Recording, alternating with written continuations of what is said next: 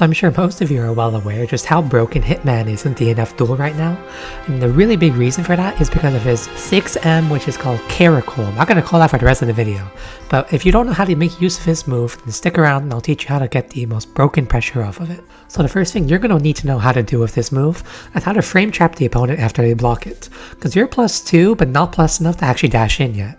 So what you need to do is to immediately throw out a 2A or a 5A, and then hopefully catch them trying to mash you out with their own 5A.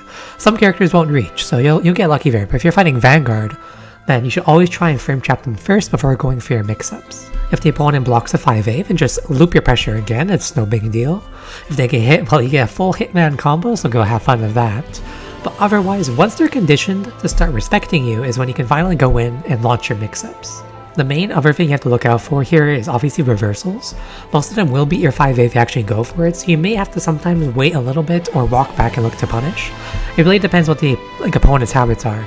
The same thing with rolling as well. If they roll, you can wait and punish, but if you do 5A, I think you can usually just mash it out anyway, like a mash and grab after, because you don't have enough time to actually punish you there. Once the opponent has decided that they don't want to try attacking anymore, is when you can dash in and do an unreactable high versus low versus grab mix-up. For your low option, you're going to be using your 2A, which is very unreactable to the opponent, and if they block it, it literally doesn't matter, just loop your pressure again.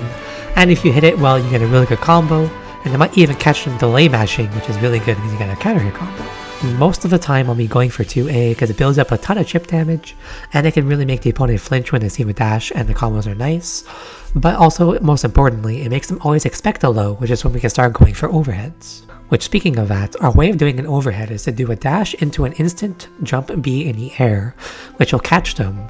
But the only way you can combo off of this is if you have white health to convert into an RC, or well fuck, sorry, I'm not guilting here, but you can convert it into damage like this.